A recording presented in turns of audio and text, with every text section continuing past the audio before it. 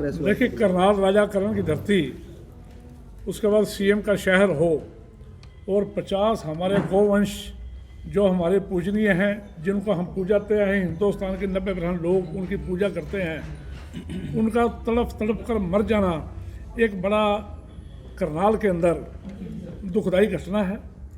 लेकिन वो बड़ा अफसोस है कि उसके 5 दिन के बाद भी, 7 दिन के बाद भी हमारे करनाल के मुख्यमंत्री जो भाजपा से हैं, विधायक हैं करनाल से, और गरोंडा भी उसमें पड़ता है, फूसगढ़ गरोंडे में पड़ता है, और वहाँ के विधायक ने एक बार भी सुध ले ली कि 50 गौवंश तड़फ तड़फ के मर गए। एक बहुत बड़ा, मैं घपला तो नहीं कहता, अनगहली कहता हूँ, घटित हुई है, जिसकी वजह से हमारी गौ माता, हमारे गौवंश तड़फ तड़फ के मरे।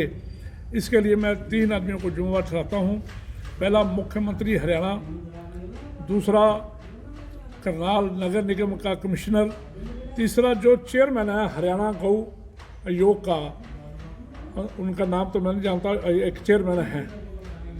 तीनों इस बात के जिम्मेवार हैं। ये इत्तफाकिया हत्या नहीं है, ये इत्तफाकिया गौवंश जो मरी है इत्तफाकिया नहीं है, ये साजिशन है। साजिशन, इनकी पूरी इंक्वायरी होनी चाहिए। और दूसरा, कई बातें पिछले 4 दिनों में जो उजागर हुई है, उस दिन वहाँ के प्रबंधक बोल रहे थे भाई 2,500 के करीब गौवंश यहाँ ठहरा हुआ है, जगह की तंगी है।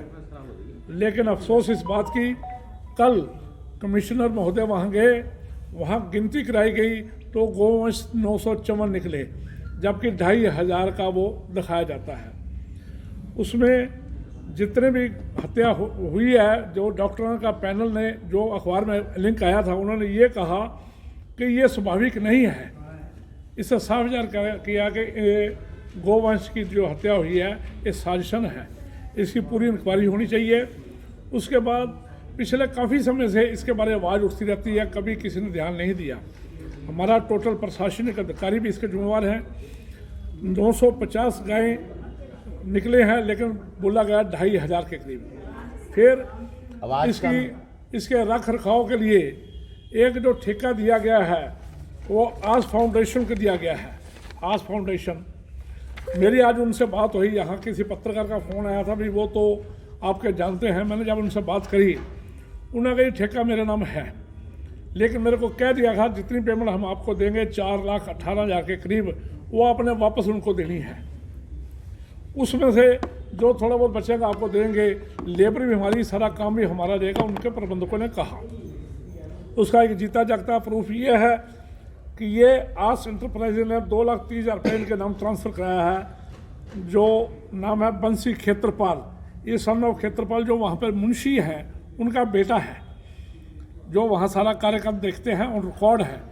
लेबर भी जो पुरानी काम कर रही है, उन रिकॉर्ड है, सारी वही लेबर लगी हुई है। और वहाँ पर ना जो रोज़ गौवंश वहाँ मरते हैं, 5, 4, 3 पहले मरते रहे हैं, उनके कहाँ दफनाया जाता, कहाँ वो रखी जाती है, कहाँ उनको आखिरी जो हम दफनाने बोलते हैं वो कहाँ पे है, अभी तक किसी को पता नहीं है। ना ही नगर निगम ने कोई स्थान दिया है भी अचानक जब गौवंश शरीर छोड़ दे उनको कहीं पर रखा जाए। हरियाणा विधानसभा के अंदर प्रस्ताव पास हो चुका है भाई हर एक जगह हड्डी रोड़ा का ठेका दिया जाए, जगह स्थान बनाया जाए। शमशेर सिंह गोगी ने बात उठाई थी उसके माध्यम से, लेकिन प्रस्ताव पास होने के बाद भी अभी तक कहीं पे कोई व्यवस्था नहीं की गई। दूसरी बात, कोई डॉक्टर वहाँ 24 घंटे के लिए नहीं है। जहाँ पर इनके रिकॉर्ड मुताबिक 2,500 गायें रहती हैं, जबकि निकली 954 है, वहाँ परमानेंट डॉक्टर होना चाहिए। ओन DC रेट पर डॉक्टर लगाया हुआ है डेली बेसिस पे, जो सवेरे 10 बजे जाता है, शाम को 4 बजे अपने घर चले जाते हैं, उसके बाद उनका कोई कंसर्न नहीं है। जो लेबर है, लेबर किसने रखी, कोई उनसे पूछा नहीं जाता लेबर से। जो सिस्टम वहाँ था, रोज़ 1 क्विंटल के करीब 45 गायें वहाँ दूध देती हैं, 1 क्विंटल के करीब रोज़ वहाँ दूध होता है। वो दूध कहाँ जाता है? करोड़ों रुपए का चंदा, लोग वहाँ चंदा डाल के जाते हैं, जब दान पत्र रखा हुआ है, शहर के लोग दे के जाते हैं, उसका कोई हिसाब किताब नहीं है। अगर 1,000 गाय का जो गोबर है वो कहाँ जाता है, उसकी कोई व्यवस्था नहीं है। 3 एकड़ ज़मीन बिल्कुल गौशाला की नगर निगम के बिल्कुल साथ पड़ी है, वहाँ घास लगा हुआ है, जंगल लगा हुआ है, वो क्यों नहीं गौशाला को दे देती जहाँ पर फ्रेश चारा पैदा हो और गौशाला में दिया जाए। ये सारी बातों के पीछे एक बहुत बड़ी साजिश नज़र आती है। अभी की करनाल के जो गौ की सेवा करने वाले बहुत ज़्यादा हैं, उनको मैं सल्यूट करता हूँ।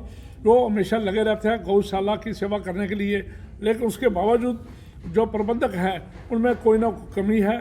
तो सबसे बड़ी कमी हमारे प्रशासनिक अधिकारियों की है, मुख्यमंत्री महोदय की है, जो गांव माता के नाम पे वोट तो लेते हैं लेकिन उनकी देख रेख नहीं करते। इससे बढ़िया मैं ये कहना चाहूँगा, उन गौ माता को खुला छोड़ दे, कहीं ना कहीं उनको चारा मिल जाएगा, कहीं ना कहीं लोग उनकी सेवा करेंगे, कहीं ना कहीं उनको रोटी दी जाएगी। लेकिन उनको एक मुश्त मरने का अभी तक कोई इंक्वायरी नहीं हुई। कमिश्नर महोदय हमारे 5 दिन के बाद वहाँ जाते हैं, वहाँ जाके देख दिखा के फॉर्मेलिटी पूरी करके कहते हैं यहाँ गंदगी है। उनको पूछा जाए जहाँ 50 गौवंश मर गई हो उस घर के अंदर लोग कहाँ टिकेंगे। लेबर जो सी थी उसको पुलिस उठा के ले गई, कुछ CIA ले गए, कुछ पुलिस ले गए, कुछ टेम्परेरी लेबर भाग गई, तो वहाँ कौन करेगा? क्या घपला चल रहा है वहाँ? घपला चल रहा है, घोटाला हो रहा है, घपला चल रहा है। बहुत बड़ा घोटाला है। इसका मैं सीधा आरोप लगाता हूँ। मुख्यमंत्री महोदय, हमारे करनाल के जो विधायक हैं, कमिश्नर महोदय और गौशाला के जो हरियाणा के चेयरमैन हैं, पिछले 3 सालों में आपने कभी सुना हो वो आए हो? कभी नहीं आए। इतना बड़ा गौशाला हो जो करनाल के अंदर। चौथा, इन्होंने नाम रखा हुआ है इसका बाबा बंसी गौशाला धाम। मेरी इनसे बात हुई है कई आदमियों से, कहते हैं हमारा इससे कोई लेना देना नहीं है। हमारा जो बंसी परिवार है, बाबा बंसी बालाजी का जो परिवार है, उनसे पूछा जाए, हमारी कोई इसमें कंट्रोल नहीं है, ना हमारा देना लेना है। वहाँ जो भी सेवा चल रही है वो अपनी मर्जी से चल रही है। कैसे चल रही है इस बात की हम इंक्वायरी चाहते हैं।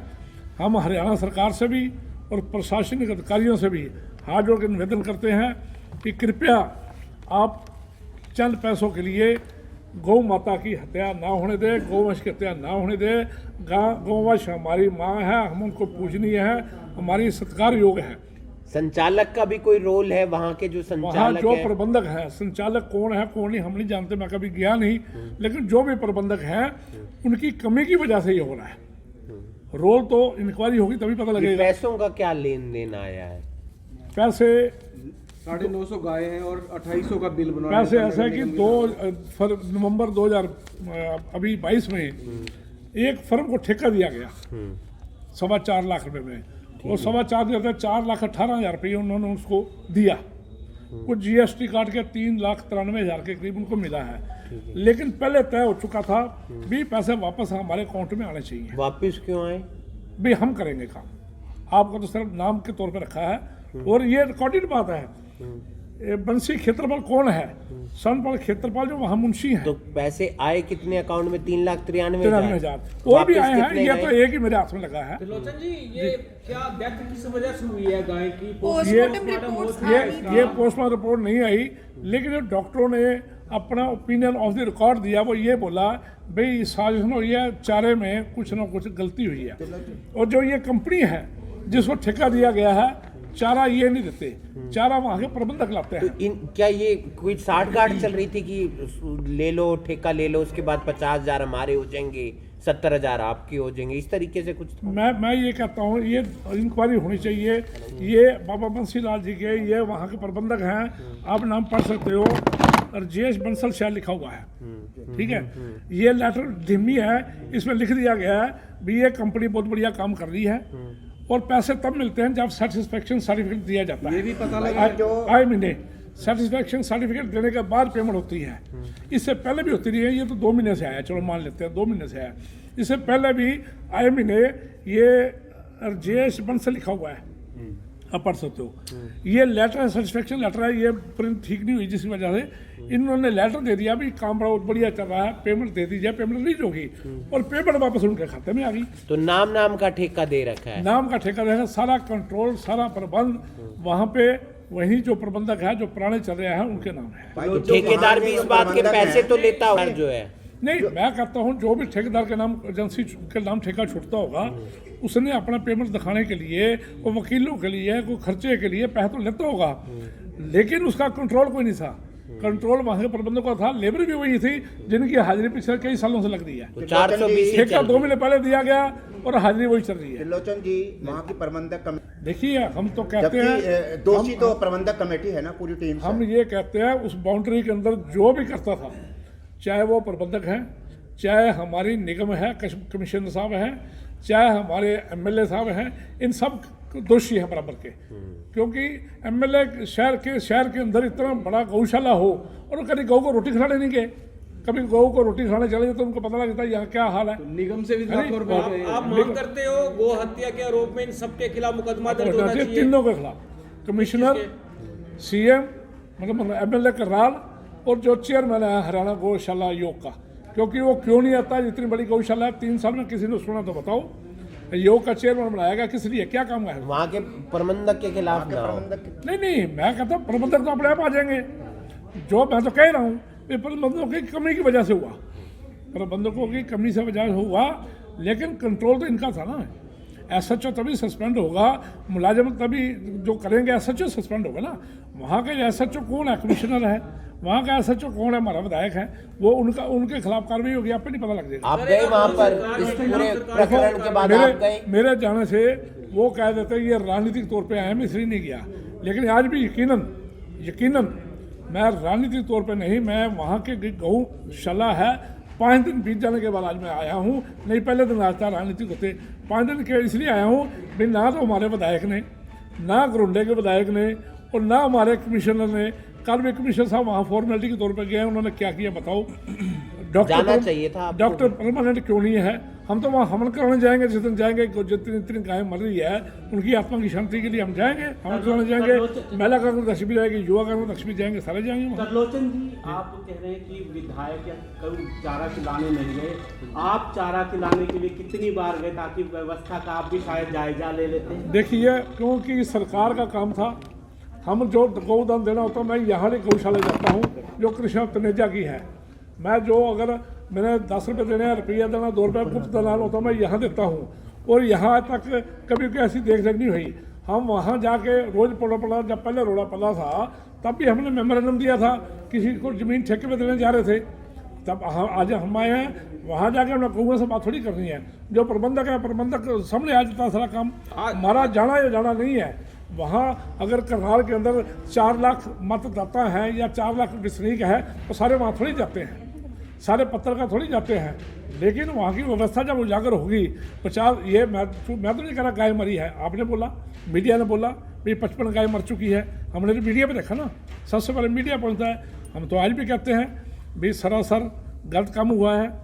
हमारे करनाल के अंदर इतने गौवंश का प्राण त्याग देना एक साधारण बात नहीं है, ये साजिशन है, स्वाभाविक नहीं है। क्या लग रहा है एनिमल वेलफेयर बोर्ड को, जो भारत सरकार का एनिमल वेलफेयर बोर्ड, उसको कोई शिकायत पत्र आप लिखने जा रहे हैं? देखिए, ये हमने बहुत बड़ा हमारी क्रिमिनल ऑफेंस है ये डॉक्टरों की रिपोर्ट आएगी। अगर डॉक्टर इन्फ्लुएंस में नहीं आते हैं, जनरल रिपोर्ट देते हैं, उसके बाद सारी बातें खुल जाएंगी, फिर आगे जाएंगे। हम उनकी रिपोर्ट की इंतजार कर रहे हैं, रिपोर्ट जब आएगी तब जाएंगे। लगता है कि जो जब चुनाव आते हैं तो गाय के नाम पर वोटें मांगी जाती हैं, धर्म के नाम पर वोटें मांगी जाती हैं, लेकिन अब जब 50 से ज़्यादा गाय मर चुकी है, अभी तक किसी का भी बयान चाहे करनाल के ये तो मैं कह रहा हूँ कि भाजपा का कोई भी आदमी सड़क पर नहीं आया। हमारे जो गौओं की सेवा करते हैं, गौ कर्म जिनको हम बोलते हैं, वो बेचारे जरूर भागे फिरते हैं, उनकी कोई सुनवाई नहीं होती। कमेटी का प्रस्ताव पास करके कमेटी का गठन कर दिया, 3 एमसीओ को ड्यूटी लगा दी, भी देख रेख आप करोगे और रिकॉर्ड आई तो 45 गाय मरने के बाद जो है 4 एमसी होंगे, लेकिन उन एमसीओ को कोई पूछते को नहीं है। कौन से एमसी है वो? हमारे को नहीं पता, उन एमसीओ को पूछते को नहीं है। हम एमसीओ का नाम तब ले बेचारों की कोई जुम्मेवारी हो, जुम्मेवारी को नहीं उनकी। त्रिलोचन जी, आज से पहले भी कुछ दिन पहले इंजरी पाई गई थी, गाय 6-7 के करीब घायल अवस्था में मिली थी। हम ये मानते हैं कि जो वहाँ पर गौवंश होता है वो कमज़ोर होता है, बीमार होता है, सड़कों पर उठा के ले जाया जाता है। लेकिन एकदम 50 और 60 गायों का शरीर छोड़ देना ये दुख का विषय है। सर 45 गाय एक साथ जो है उनकी मौत हुई है, 45 गायों की एक साथ मौत हुई है, उस बात के बारे में जानकारी तो दे दी गई प्रशासन को, लेकिन रोज फोन कॉल्स आ रहे हैं वहां से 6-7 गाय रोज मर रही है। तो आपको क्या लगता है कि शायद हाथ पांव फूल गए थे उनके, तो उनके पास कारण था बताने के लिए, इस वजह से उन्होंने बताया, अदरवाइज रोज 6 से 7 जो है गाय रोज मर रही नहीं, है। ये बात तो पहले भी ठीक उसके बाद भी कॉल उठती है, उसके बाद भी कॉल हाँ, उसके बाद फिर जारी है। लेकिन किसी को जब असर हो जाता है, चारे का असर हो गया, उसका 4 दिन बाद जाके उसके अंदर ये बताया गया कि जो लोगों ने बताया कि स्टाफ की शायद कमी है जो वहां पर उन्हें खिला नहीं पा रही। अब आपको क्या लगता है कि रोज उन्हें चारा नहीं मिल रहा है? नहीं, जो गाय उन्हें चारा नहीं दिया जा रहा। 27 के 29 आदमी और मेरिट पे हम जो काम करते हैं, 29 आदमी अगर 900 आदमी गाय की सेवा नहीं कर सकते तो इसका मतलब प्रबंधकों की कमी है। 29 आदमी से कम नहीं लिया जा सकता। सर एक चीज़ और बताएं कि आईपीसी धारा 629 पर जो केस दर्ज हुआ, अगर ऐसे में कोई कार्रवाई नहीं होती है उसके बाद में आप क्या करेंगे? देखिए, आज तो हमने उस पर दुख जताया, हमने बता दिया मुख्यमंत्री Haryana, chairman commission Karnal, commissioner निगम करनाल और जो गौशाला का कमिश्नर चेयरमैन है हरियाणा का, ये 3 दोषी हैं। आज तो हमने ये बताया तुरंत कार्रवाई होनी चाहिए। अगर इंक्वायरी के बाद भी कोई कार्रवाई नहीं होती है, हम अगली बात आपके सामने क्या इसकी कार्रवाई के लिए कांग्रेस भी कोई कदम उठाएगी कि कार्रवाई हो इसमें, क्योंकि मामले तो उठते हैं लेकिन तब भी जाते हैं। आज युवा कांग्रेस अध्यक्ष शहरी, महिला कांग्रेस अध्यक्ष शहरी और मैं एज ए कन्वीनर, तीनों हम कांग्रेस के हैं। हम मांग करते हैं आपके माध्यम से भी जल्द से जल्द इंक्वायरी होके सारी बात आनी चाहिए और ये जो इसके जिम्मेवार हैं उनके खिलाफ कार्रवाई होनी चाहिए, खाली लिपापोती नहीं होनी चाहिए। पुलिस ने तो दोस्तों, जिस तरीके से बात हुई है कांग्रेस पार्टी की, जो देख सकते हैं पीछे की तरफ जो प्रेस कॉन्फ्रेंस है उसमें ये जिस तरीके से 45 गाय कुछ दिन पहले ही जो बता दें करनाल के ही फूसगढ़ के पास ही एक